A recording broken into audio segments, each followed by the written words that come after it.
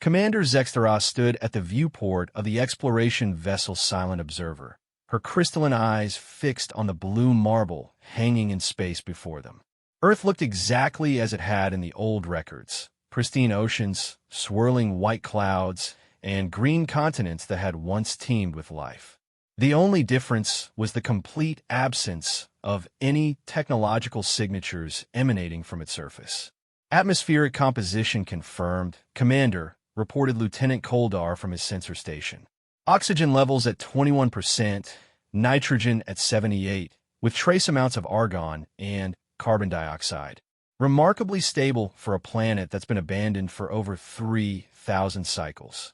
Zextera's mandibles clicked softly, a sign of contemplation among her species, the Veltar. She remembered the stories her grandmother had told her about this world. Stories passed down through generations about the species that had once called Earth home. The humans, as they had called themselves, had been a remarkable contradiction. Violent yet compassionate, primitive yet ingenious, destructive yet creative beyond measure. "Any signs of artificial structures?" she asked, though she already knew the answer. The Galactic Council's long-range surveys had confirmed what everyone had suspected for millennia. Humanity had finally destroyed itself, just as every prediction model had suggested they would. Negative, Commander. No energy signatures, no orbital installations, no electromagnetic emissions of any kind. The planet appears completely lifeless from a technological standpoint, Koldar replied, his voice carrying a note of melancholy that surprised Zextera. She understood his sentiment. The humans had been gone for 3,000 years, yet their absence still felt like a wound in the galaxy's collective consciousness. They had been the youngest species ever to achieve faster-than-light travel, the most chaotic civilization ever to join the Galactic Council, and arguably the most innovative race the galaxy had ever known. "Dr. Morvac, what do your biological sensors tell us?" Zextera asked, turning to the ship's chief xenobiologist, a tall, reed-like being from the peaceful Nethes Coalition. The doctor's 6 arms danced over his instruments with practiced precision. "Fascinating, Commander. The planet's biosphere appears to have completely recovered from whatever catastrophe befell it. In fact, biodiversity indices are showing levels higher than what our historical records indicate for pre-human Earth. Plant life is abundant, ocean ecosystems are thriving, and I'm detecting numerous large mammalian life forms across all continents. Without humans to interfere with natural processes, the planet has healed itself," observed Science Officer Cassandra, her serpentine form coiled around her workstation. As a member of the ancient Saurian collective, she had lived long enough to remember when humans had first made contact with galactic civilization. Perhaps this is for the best. Humans were always too aggressive, too unpredictable. The galaxy is more stable without them. Zextera felt a flash of irritation at the comment, though she kept it hidden. The Saurians had never liked humans, viewing them as upstart mammals who had achieved in centuries what it had taken other species millennia to accomplish. "Stability isn't everything," emphasized Sandra. "The humans brought innovation to the galaxy that we haven't seen since their disappearance. Innovation born from desperation and violence," the Saurian replied dismissively. They were constantly at war with themselves.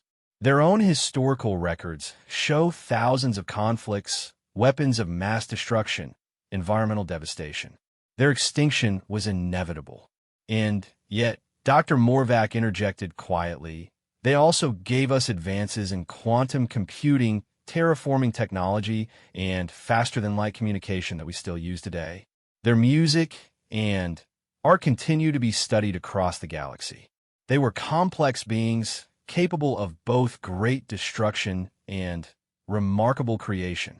The bridge fell silent as the crew contemplated the contradiction that had been humanity.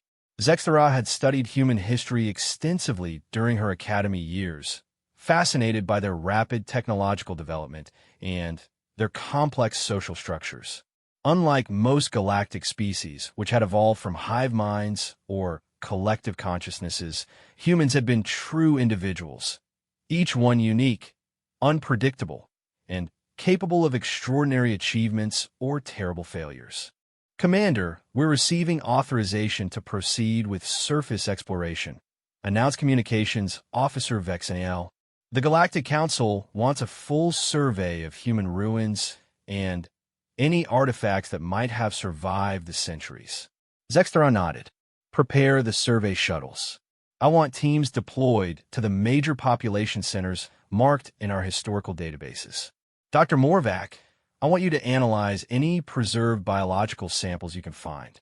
Science Officer HFY Sandrel, focus on technological artifacts. If humanity left anything behind that could explain their disappearance, I want it found. As the crew busied themselves with landing preparations, Zextara remained at the viewport, studying Earth's surface through the ship's powerful telescopes. She could see the outlines of what had once been massive cities: New York, London, Tokyo, Beijing, now completely overgrown by vegetation. Skyscrapers had become vertical gardens, highways were rivers of green, and what had once been concrete jungles were now actual jungles. The first shuttle launched 2 hours later, carrying Dr. Morvac and a team of researchers to what their records identified as the former location of Washington, D.C. The second shuttle, piloted by Lieutenant Koldar, headed for the ruins of Geneva, where the humans had maintained their global government headquarters. Zextara chose to accompany the third shuttle to New York City, drawn by reports that it had once been humanity's greatest urban center. As they descended through Earth's atmosphere, she was struck by how clean the air felt compared to the industrial worlds that dominated galactic civilization. There were no chemical pollutants, no radiation signatures, no signs of the environmental degradation that typically marked inhabited worlds. "It's beautiful," whispered Pilot Officer Grenthi, a young Veltar, making her first planetary survey. "I've never seen a world so green, so alive." "The humans called it their blue marble," Zextara said softly. They were the only species in galactic history to give their home planet a name that reflected love rather than possession. The shuttle touched down in what had once been Central Park, now an even wilder expanse of ancient trees and flowering meadows. As the team disembarked, Zextara was immediately struck by the sounds. Birdsong unlike anything she'd heard on other worlds, the rustle of small animals in the undergrowth, the whisper of wind through leaves that seemed to carry echoes of distant music. Atmospheric analysis confirms the air is perfectly breathable for all our species, reported the shuttle's environmental officer. Temperature is mild, humidity comfortable. No toxic compounds detected. Dr. Morvac emerged from the second shuttle, his instruments already scanning the surrounding area. "Commander, I'm picking up some interesting readings about 2 kilometers to the south. There appear to be structures partially preserved beneath the vegetation, possibly human buildings that have been naturally mummified by plant growth." The team made their way through the transformed landscape, following trails that might once have been streets. Zextara was amazed by how thoroughly nature had reclaimed the city. Vines covered what remained of building facades, trees grew through broken windows, and flowers bloomed in cracks that had once been sidewalks. "Here, Dr. Morvac announced, stopping before what appeared to be a wall of green. "Behind this vegetation is a substantial structure. My sensors indicate it's largely intact." The team carefully cleared away the concealing plant life, revealing the entrance to what appeared to be a large building. The architecture was distinctly human, angular yet graceful, functional yet artistic. Above the entrance, barely visible beneath centuries of growth, were carved symbols that Dr. Morvac identified as human writing. It says, "New York Public Library," he translated, consulting his xenolinguistics database. "A beacon of knowledge for all humanity." As they entered the building, their portable lights revealed a remarkable sight. The interior had been naturally preserved by some combination of climate and plant growth that had sealed the building like a tomb. Rows upon rows of physical books lined towering shelves, their paper pages somehow surviving the centuries in a humid but stable environment. "Extraordinary," breath Science Officer Sandrel, her usual disdain for humanity temporarily forgotten. They maintain physical repositories of information even after developing digital technology. Most species abandon such primitive storage methods once they achieve electronic data management. Dr. Morvac was already examining the books with reverent care. These aren't just storage devices, they're artifacts of human culture. Look at this: poetry, literature, scientific treatises, philosophical works. They valued knowledge not just for its practical applications, but for its beauty, its emotional impact. Zextra picked up a volume that had fallen from a nearby shelf. The cover showed an image of a vast whale swimming through a dark ocean, with the title Moby Dick written in fading letters. She opened it carefully, her translation implant working to convert the human text to her native language. "Call me Ishmael," she read aloud, the words strange yet somehow familiar on her tongue. "Some years ago, never mind how long precisely, having little or no money in my purse, and nothing particular to interest me on shore, I thought I would sail about a little and see the watery part of the world." Something about the passage resonated with her, though she couldn't quite understand why. The human who had written these words had been dead for over 3 millennia, yet his voice seemed to speak directly to her across the vast gulf of time and space. "Commander," Lieutenant Koldar's voice crackled through the communication device. "We've made a discovery in Geneva that you need to see. The human government complex is largely intact, and we found something unusual." "Define unusual, Lieutenant," Zextra replied, carefully placing the book back on its shelf. "There's a sealed chamber deep beneath the main building. Our sensors can't penetrate whatever material they use to construct it, but there are energy signatures coming from inside. Very faint, but definitely artificial." Zextra felt her pulse quicken. A sealed chamber with active energy signatures could only mean one thing. The humans had left something behind, something they had wanted preserved for whoever might come after them. "We're returning to the ship immediately," she ordered. "Prepare the shuttles for departure. Whatever the humans left for us to find, it's been waiting for 3,000 years. A few more hours won't matter." As the team made their way back through the overgrown city, Zextra couldn't shake the feeling that they were walking through more than just ruins. This felt like a tomb, not a species that had destroyed itself in violence and chaos, but of a civilization that had been preparing for something. The preservation of the library, the sealed chamber in Geneva, the careful way Earth's environment had been allowed to recover, it all suggested a level of planning and foresight that contradicted everything the galaxy believed about humanity's chaotic end. Back aboard the Silent Observer, the crew gathered in the main conference room to review their initial findings. Dr. Morvac displayed holographic images of the preserved human artifacts they had discovered, while Science Officer Cassandra presented her analysis of the technological remnants found in the ruins. "The evidence suggests a more organized evacuation than we previously believed possible," Dr. Morvac reported. "The preservation of cultural artifacts appears deliberate, as if the humans wanted to ensure their legacy would survive whatever catastrophe they were facing. Or perhaps," Cassandra added grudgingly, "they were more forward-thinking than we gave them credit for. These technological fragments show signs of deliberate deactivation rather than destruction. Someone took great care to shut down their infrastructure safely." Zextra studied the data displays, her mind working to piece together the puzzle. "Lieutenant Koldar, what's the status of that sealed chamber in Geneva?" "Still sealed, Commander. We've tried every scanning technique in our arsenal, but the chamber appears to be lined with some kind of exotic matter we can't identify. Whatever's inside has been waiting for the right key to unlock it."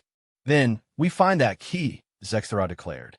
"The humans didn't preserve their culture and hide secrets just to satisfy their own nostalgia. They left this for someone specific, and after 3,000 years of waiting, I think it's time we found out what they wanted us to know." As the ship adjusted its orbit to position over Geneva, Zextra returned to her quarters to study the human cultural files they had discovered. She had the strangest feeling that understanding humanity's art and literature might be just as important as unlocking their technological secrets. The humans had always been different from other galactic species, and their disappearance was proving to be just as unique and mysterious as their brief but brilliant existence had been. Outside her viewport, Earth continued its silent rotation, keeping its secrets while nature slowly but surely erased the last visible traces of the species that had once called it home. But somewhere beneath the surface, in a chamber that had been waiting for 3 millennia, answers waited in the darkness. Answers that might change everything the galaxy thought it knew about the fate of humanity. The Geneva excavation site buzzed with activity as 3 species worked together to uncover what remained of humanity's final governmental complex. Commander Zexthara watched from a portable command station as her teams carefully removed centuries of accumulated debris and plant growth from the building that had once housed Earth's unified planetary government. The structure is remarkably preserved, reported Chief Engineer Plixtar, his insectoid form scuttling efficiently between monitoring stations. Human construction techniques were more sophisticated than our historical records indicated. This building was designed to withstand catastrophic events, possibly even direct nuclear strikes. Dr. Morvac emerged from the excavation shaft, his usually pristine laboratory coat stained with Earth's soil. Commander, we've uncovered additional chambers beyond the sealed vault. The humans appear to have created an entire underground facility. Most of it has been flooded and damaged over the centuries, but the sealed chamber remains completely intact. Zexthara studied the 3-dimensional mapping display that showed the extent of the underground complex. The facility was enormous, stretching for kilometers beneath the surface. Multiple levels, hundreds of rooms, and at the center of it all, a single chamber that their most advanced sensors could not penetrate. Any indication of what the other chambers contained? She asked. Data storage, mostly, replied Science Officer Sandrel, her serpentine form coiled around a portable analysis unit. Quantum storage matrices, backup computer cores, even primitive physical archives. The humans seemed obsessed with preserving information, though most of it has degraded beyond recovery. Dr. Morvac activated a holographic display showing images captured from the accessible areas. What's fascinating is the organization of it all. This wasn't built in panic or desperation. The construction dates we can establish suggest this facility was planned and built over several decades. The humans knew something was coming, and they prepared for it methodically. Zexthara felt a chill run through her exoskeleton. The implications were staggering. If humanity had seen their own end coming and had time to prepare, why hadn't they prevented it? Why hadn't they reached out to the Galactic Council for assistance? The humans have been proud, but not so proud as to choose extinction over asking for help. Commander, Lieutenant Koldar called from his position near the sealed chamber. I think we've found something. The chamber surface has markings that match symbols we discovered in the New York Library. Dr. Morvac's linguistic algorithms might be able to translate them. The team gathered around the mysterious vault. The chamber was a perfect sphere, approximately 10 meters in diameter, composed of a material that seemed to absorb light while simultaneously emanating a faint, warm glow.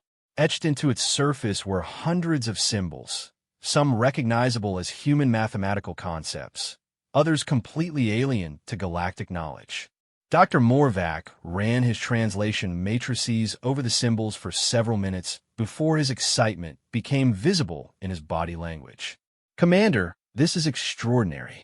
The symbols tell a story, but not the story we expected. According to this text, humanity didn't destroy itself. They left voluntarily. Impossible, Central hissed, her scales shifting to a skeptical dark green. Our long-range sensors would have detected any massive exodus. Where could an entire species disappear to? The text mentions something called the Great Journey. Dr. Morvac continued, his voice filled with wonder. References to preparation, to leaving their world clean for future visitors, to ensuring their legacy would survive their departure. But it also mentions a warning, a message for whoever comes after them. Zexthera examined the symbols more closely.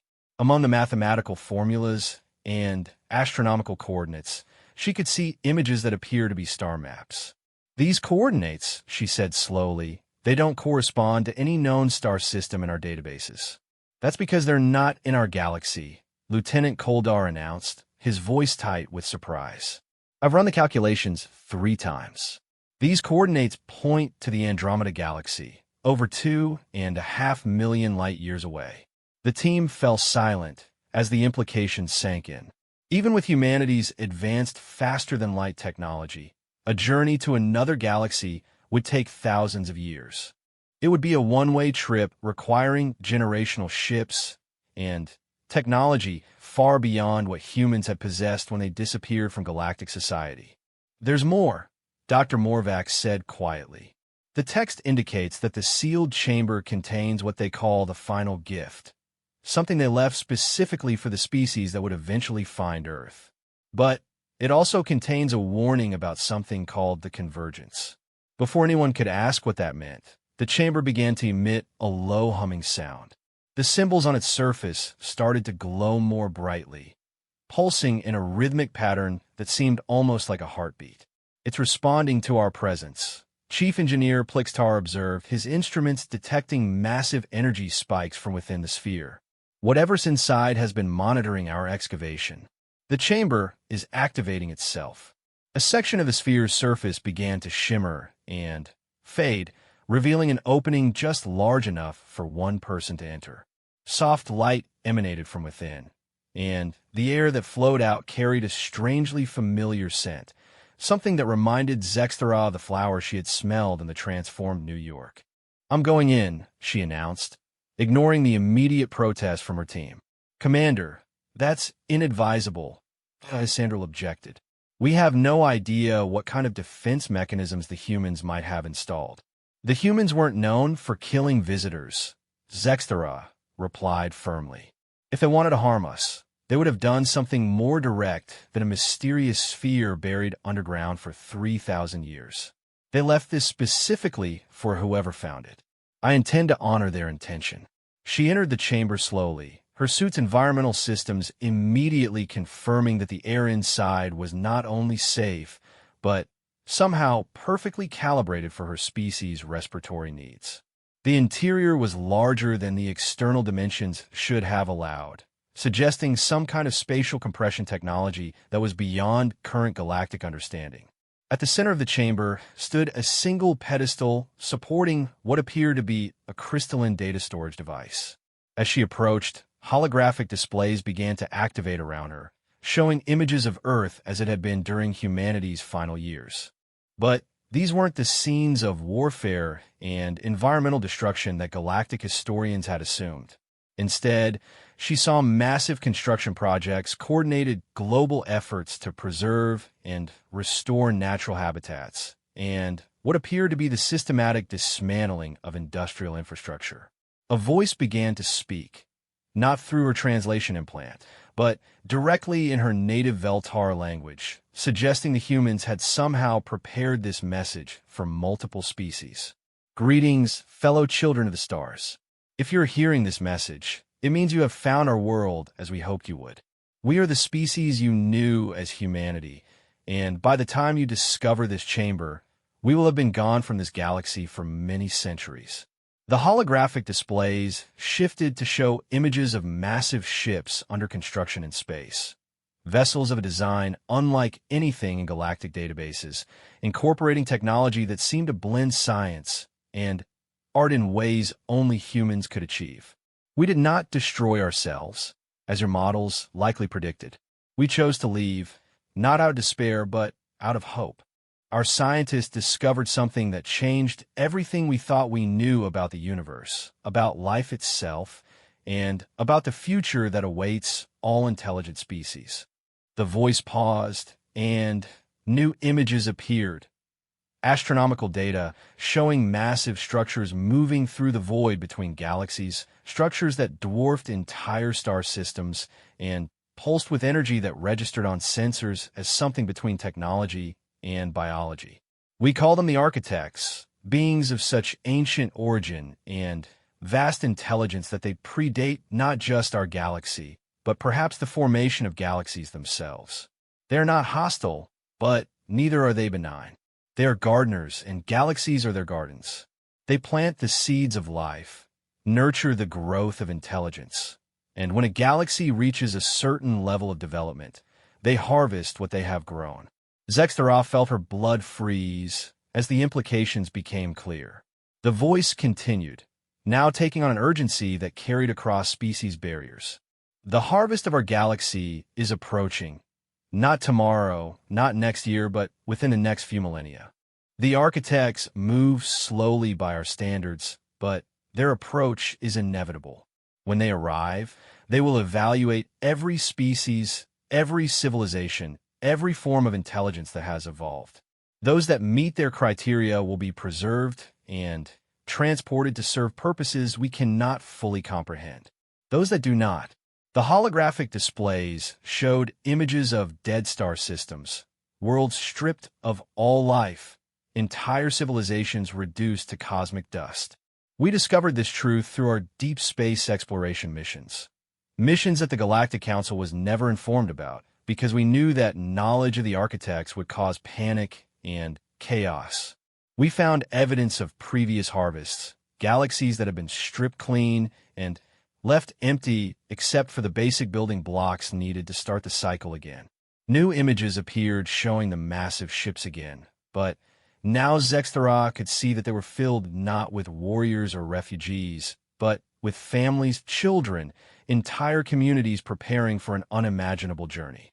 Humanity chose to leave because we believed we could find a way to preserve not just our own species, but potentially all intelligent life in our galaxy. The journey to Andromeda was not an escape. It was a reconnaissance mission. We go to find allies, to discover if other species have faced the architects before, to learn if there's a way to resist or negotiate with beings whose power spans the cosmos. The crystal on the pedestal began to pulse more rapidly, and Zextera realized that it contained far more than just this message. It was a complete archive of humanity's knowledge about the architects, including astronomical data, behavioral observations, and theoretical frameworks for understanding their motivations. We leave this chamber and this message as a warning and as a gift.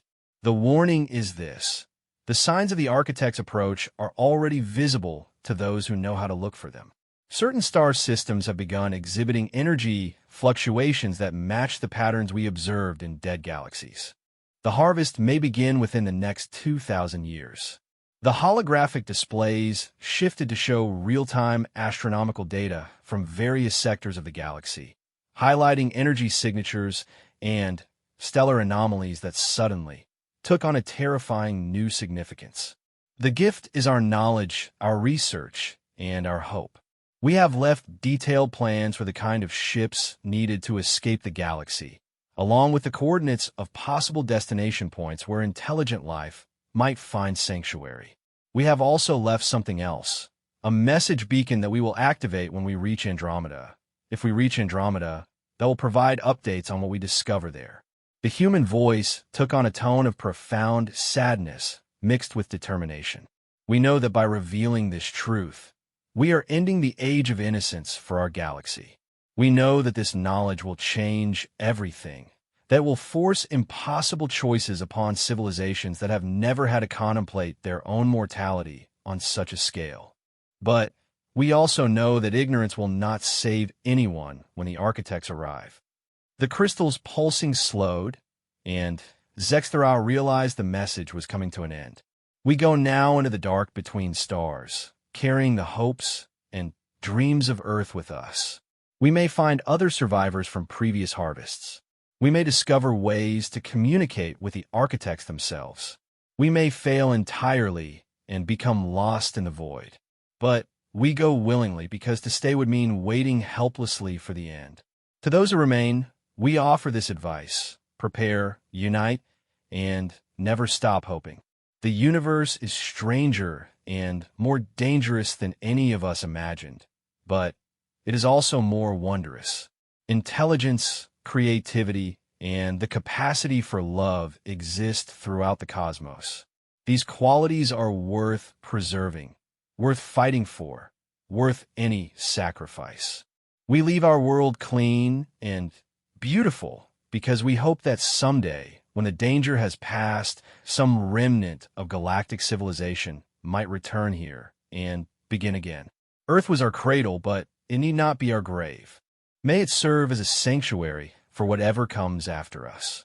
The holographic displays faded, leaving Zexthara alone with the crystal and the weight of knowledge that would change everything.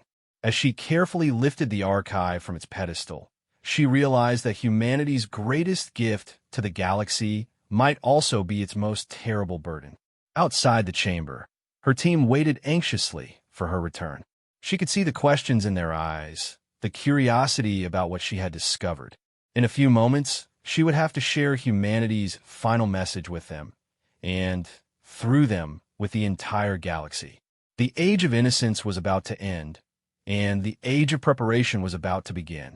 The emergency session of the Galactic Council had been called within hours of Commander Zexthara's report reaching the central government on Nexus Prime. Representatives from over 200 species filled the vast amphitheater, their various forms of communication creating a symphony of clicks, harmonics, and electromagnetic pulses that the universal translator struggled to process coherently. Zexthara stood at the central podium, the crystalline archive from Earth's sealed chamber resting on the display table before her.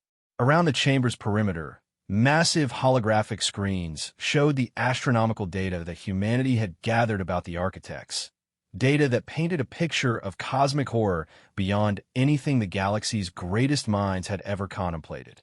"Honored delegates," she began, her voice carried by translation matrices to every corner of the amphitheater. "What I am about to share with you will fundamentally alter our understanding of our place in the universe. 3 days ago, we discovered that humanity did not destroy itself, as we had believed for 3 millennia. Instead, they uncovered evidence of a threat so vast that it forced them to abandon their home galaxy entirely." The chamber erupted in a cacophony of shocked communications as delegates processed this revelation. Chancellor Morgoth of the Titan Confederacy, his massive crystalline form pulsing with agitated energy, demanded immediate clarification.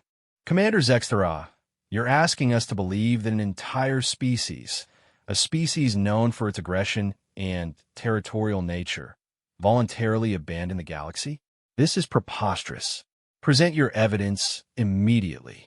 Zexthara activated the crystal archive, and the chamber fell silent as humanity's final message began to play. The translated voice of the human speaker echoed through the amphitheater, describing the architects, the pattern of galactic harvests, and the approaching doom that had driven humanity to undertake their impossible journey to Andromeda. When the message ended, the silence stretched for long minutes. Finally, Dr. Kellismore, the elderly hypercerebral representative whose species served as the galaxy's primary theoretical physicist, spoke in a voice that carried the weight of absolute certainty. "The mathematical models are correct," he announced, his massive brain case glowing with the heat of rapid calculations. "We have detected the energy signatures described in the human data. Star systems in the outer rim have been exhibiting precisely the kind of fluctuations the humans predicted. We dismissed them as natural phenomena because we lack the contextual framework to understand their true significance." Representative Tichikala of the Saurian Collective rose from her delegation section, her ancient eyes blazing with fury. "This is exactly what we should have expected from humanity, abandoning the galaxy when it faces a crisis instead of staying to fight. Their cowardice has left us defenseless and ignorant of threats we should have been preparing for." "With respect, Representative," Zexthara replied firmly, "the humans didn't abandon us out of cowardice. They went to find allies, to discover if other species had survived similar harvests, to learn if there was a way to resist or negotiate with the architects. They took on the most dangerous mission in galactic history so that the rest of us might have a chance." The debate that followed raged for hours. Some species demanded immediate evacuation preparations. Others insisted on attempting to contact the architects diplomatically, and a few suggested that the entire report was an elaborate human deception designed to sow chaos among their former galactic neighbors. It was Representative Quindar of the Ethereal Collective who finally brought order to the proceedings. His species, composed of pure energy beings who had transcended physical form millennia ago, rarely involved themselves in material concerns, but when they spoke, the galaxy listened. "The truth of the human report can be verified," he announced, his voice resonating directly in the consciousness of every delegate. "Our kind has sensed disturbances in the cosmic energy matrix for several cycles, disturbances that align perfectly with the patterns described in this archive. The architects are real, they are approaching, and we have perhaps 1,500 years before they arrive." The chamber fell silent again as the reality of their situation sank in. 1,500 years seemed like an eternity to short-lived species, but to civilizations that had existed for millions of years, it was barely a moment, certainly not enough time to develop the kind of technology needed to evacuate an entire galaxy. Chancellor Morgotha's crystalline form dimmed as he processed the implications. If the humans were correct about the timeline, then we need to begin preparations immediately. But preparations for what? Do we attempt to flee as they did? Do we prepare for war against beings whose power spans cosmic distances? Do we try to hide and hope the architects overlook us? Dr. Morvac, who had accompanied Zextera to the council session, requested permission to address the assembly. "Honored delegates, the human archive contains more than just warnings. It includes detailed specifications for the kind of ships needed to survive intergalactic travel, along with coordinates for potential sanctuary systems in nearby galaxies. But it also contains something else, evidence that not all harvested civilizations are destroyed."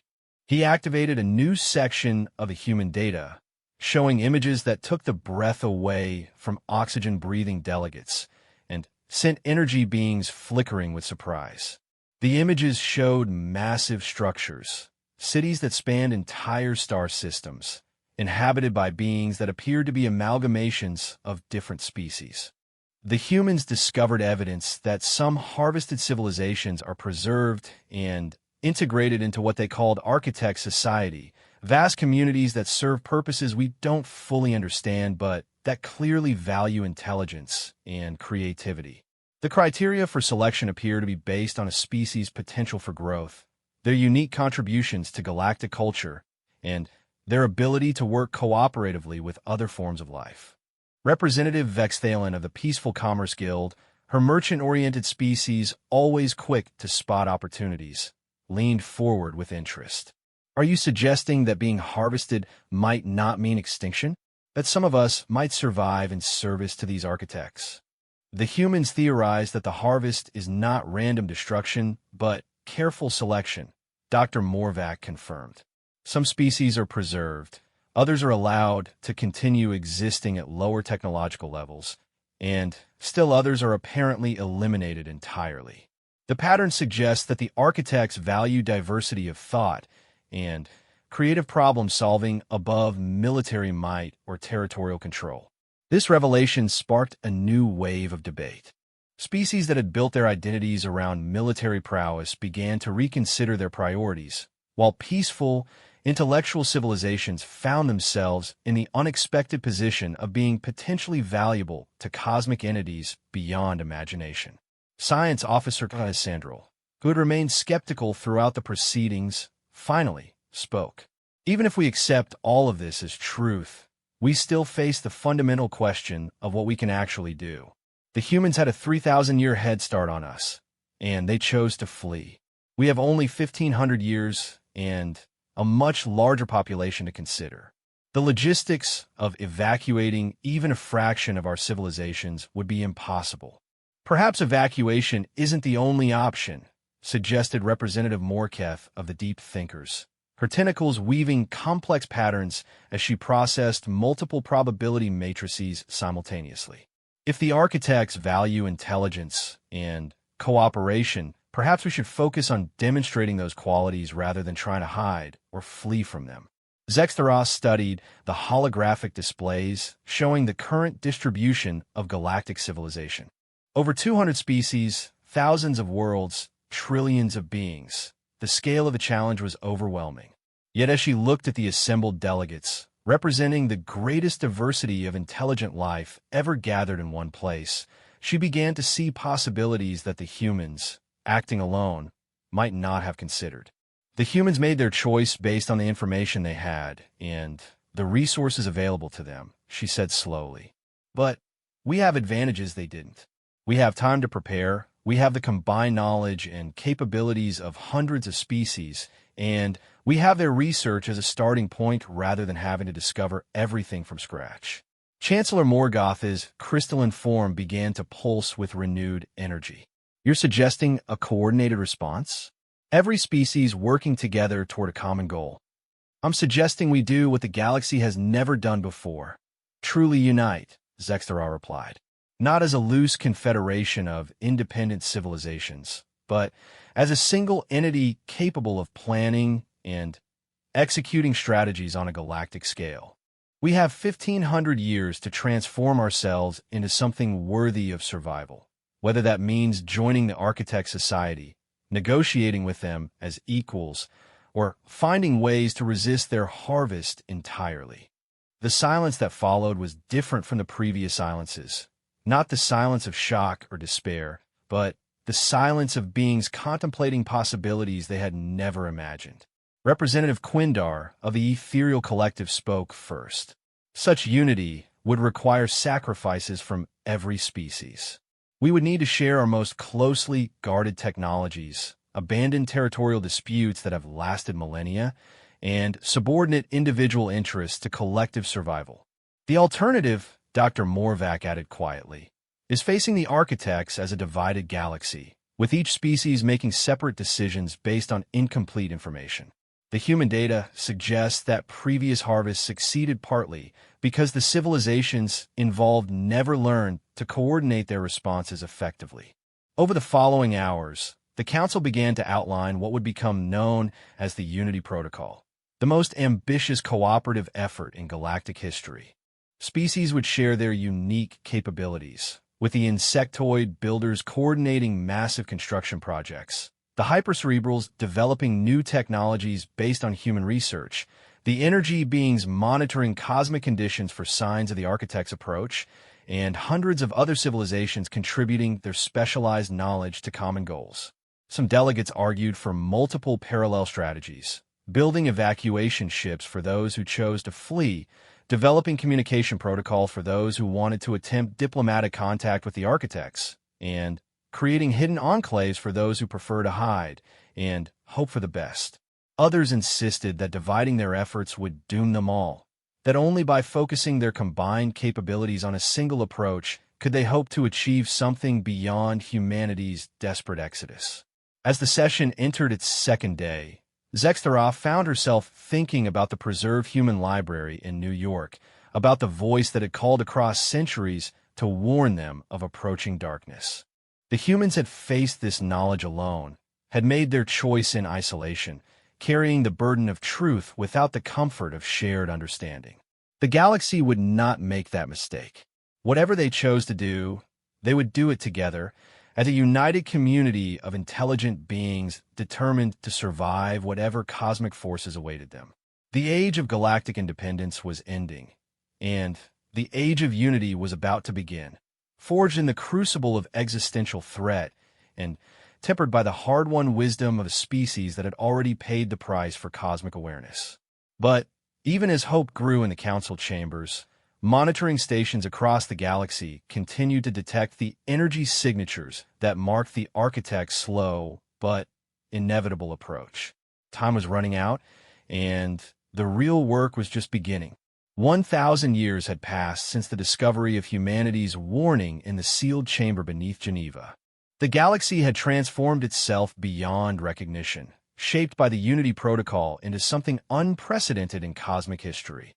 A truly cooperative civilization spanning hundreds of species and thousands of worlds, all working toward the singular goal of surviving the approaching harvest. Commander Zexteros' descendant, Admiral Kextera, stood in the command center of the massive space station known as Unity's Heart, positioned in orbit around Earth. The planet below bore little resemblance to the overgrown world her ancestor had discovered. Carefully managed by the galaxy's most skilled terraformers, Earth had been transformed into the Unity's symbolic center, a world where representatives from every species could coexist in purpose-built habitats that accommodated their diverse needs. Admiral, reported Chief Monitor Tiffislin, her Saurian heritage evident in her patient, methodical approach to data analysis. We're receiving the scheduled transmission from the Andromeda beacons. The signal is stronger than usual, suggesting the human expedition has made significant progress. Kextera felt her hearts racing as the communication came through. 500 years earlier, humanity had begun transmitting regular updates from their colony in the Andromeda Galaxy, sharing discoveries that had revolutionized the Unity's understanding of the cosmos. But this transmission felt different. The energy patterns were more complex, suggesting a message of unusual importance. The main display activated, showing not the usual data streams, but a three-dimensional image of a human figure, elderly, bearing the marks of extended space travel, but unmistakably alive and vital. Admiral Sarah Chun of the human expedition smiled across the void between galaxies as her voice reached the Unity for what everyone instinctively knew would be the last time. "Greetings to our friends in the Milky Way," she began, her words carrying the weight of a millennium's separation. "I am Admiral Chun, speaking to you from the Andromeda Colony Collective.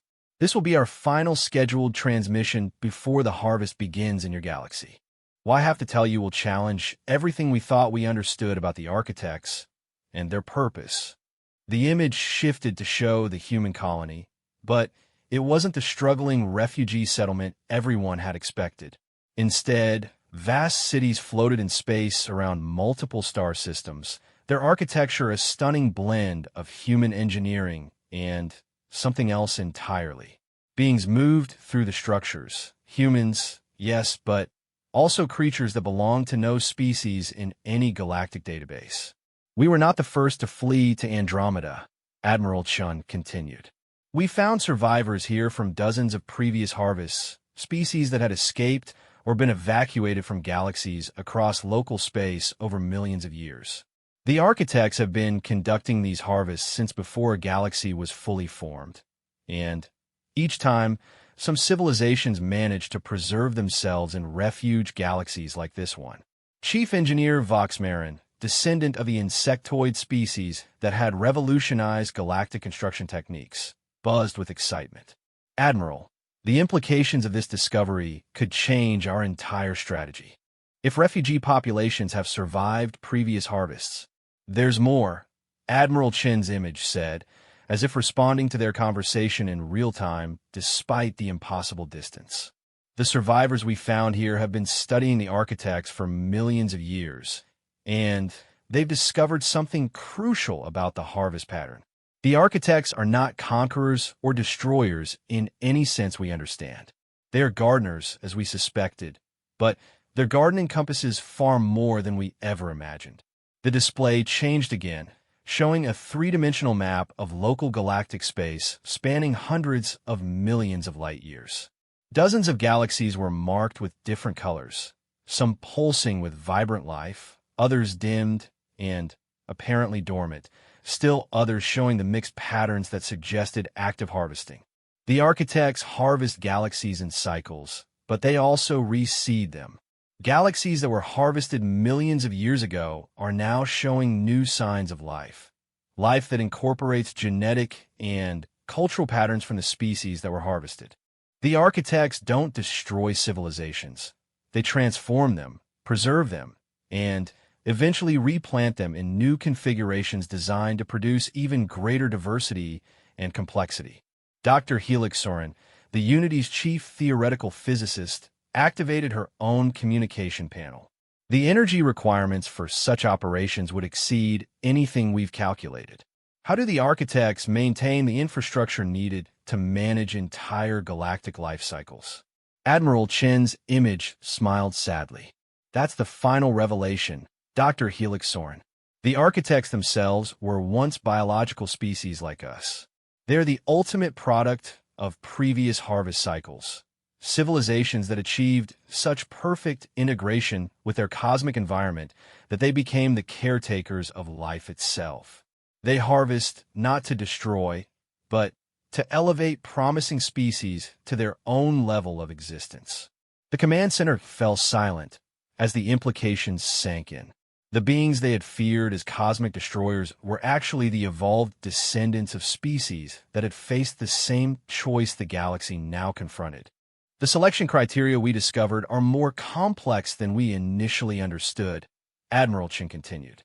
The architects look for species and civilizations that demonstrate not just intelligence and creativity, but the capacity for growth beyond their current limitations. They seek beings who can imagine themselves as something greater than what they are, who can work together across species boundaries, who can make sacrifices for the benefit of life itself. Admiral Kextera activated her response transmitter, knowing that her words would take 2.5 million years to reach Admiral Chun, but needing to acknowledge what they had heard. Admiral Chun, you're describing the Unity protocol we've developed. Everything we've done to unite the galaxy in preparation for the harvest. Was this the intended outcome? The human admiral nodded, as if she could hear the question. The architects don't harvest randomly, Admiral. They seed galaxies with challenges that force evolutionary leaps in consciousness and cooperation. The information we left for you to find was part of that pattern. Our departure created the crisis that forced your galaxy to unite in ways that would never have been possible otherwise. Chief Monitor Skull's scales shifted to patterns of profound understanding. The humans didn't flee from the harvest. They were part of it. Their departure was designed to catalyze exactly the kind of transformation we've undergone. Admiral Chin's image began to fade as the transmission reached its end, but her voice remained strong and clear. In approximately 500 years, your galaxy will be evaluated by the architects. What they find will determine not just the survival of your species, but your potential elevation to cosmic caretakership. You have achieved something remarkable, a unity of purpose that spans hundreds of different forms of life. That unity will be your greatest asset in what's to come. The display showed final images from the Andromeda colony. Vast educational centers where refugee species learn to work together, massive construction projects that span multiple star systems, and research facilities where beings from different evolutionary lines collaborated on technologies that transcended individual species limitations. We will be watching from Andromeda, ready to welcome you either as fellow refugees if you choose to flee, or as fellow architects if you choose to stay and accept the transformation that awaits. Whatever you decide, remember that consciousness, creativity, and the capacity for growth are the most precious things in the universe. Guard them well. The transmission ended, leaving the command center in contemplative silence. Admiral Kextera looked around at her staff. Beings from dozens of different worlds, different evolutionary paths, different fundamental ways of understanding reality, all working together toward common goals that none of them could achieve alone. Orders, Admiral, asked Chief Navigator Quill Thess, her crystalline form pulsing with readiness for whatever came next. Kextera turned to look at Earth through the command center's main viewport. The planet turned slowly beneath them, its surface now bearing the carefully planned cities of the Unity, its oceans clean and thriving, its atmosphere perfectly balanced. It was no longer humanity's world, but it had become something even more precious, a symbol of what different species could accomplish when they chose cooperation over competition. We continue as planned, she said firmly. 500 years to demonstrate that we're worthy of joining the community of cosmic caretakers. 500 years to show that intelligence can evolve beyond its origins, that consciousness can grow large enough to nurture life across galactic distances. Dr. Helix Soren activated her research protocols. Admiral, with this new information, I can refine our preparation strategies significantly. If the architects are evaluating our potential for cosmic scale responsibility, We should focus on projects that demonstrate our ability to manage and protect life rather than simply preserve ourselves. Agreed, Admiral Kexterar replied. Begin preparations for Phase 4 of the Unity Protocol. We're going to transform this galaxy into something the architects have never seen before, a civilization that achieved unity not through conquest or assimilation, but through genuine cooperation and mutual respect. Chief Engineer Vox Marin's excited buzzing filled the command center. Admiral, imagine what we could accomplish as architects ourselves, guiding the development of new species, nurturing consciousness as it emerges throughout the cosmos, ensuring that the universe continues to grow more complex and beautiful with each passing eon. As the Unity's heart continued its orbit around Earth, monitoring stations throughout the galaxy detected the approaching energy signatures that marked the architect's advance. But there was no panic, no desperate evacuation preparations, no fragmentation into competing survival strategies. Instead, there was a sense of anticipation, of readiness for the greatest test any civilization could face. The species that had once feared humanity's unpredictable nature now understood that unpredictability had been exactly what the galaxy needed. Humanity's choice to leave had forced every remaining species to grow beyond their individual limitations, to become part of something larger and more resilient than any single civilization could achieve. In the carefully preserved archives beneath Geneva, the crystal that had contained humanity's warning now held something else, a record of everything the Unity had accomplished, a gift for whatever species might someday find Earth after the current cycle ended. Whether the galaxy's evaluation resulted in elevation to architect status or the need for a new beginning somewhere else, the lessons learned during the Unity years would continue to nurture life throughout the cosmos. The harvest was approaching, but for the first time in galactic history, an entire civilization was ready, not just to survive it, but to embrace it as the next stage of consciousness evolution. Humanity's final gift to the galaxy had been the revelation that growth requires challenge, that unity requires diversity, and that the greatest achievements come not from avoiding cosmic forces, but from learning to work with them. As Earth turned beneath the stars, its transformed surface reflecting the light of worlds where hundreds of species worked together toward common goals, the galaxy prepared to discover whether it had grown wise enough to become gardeners of the cosmic garden itself.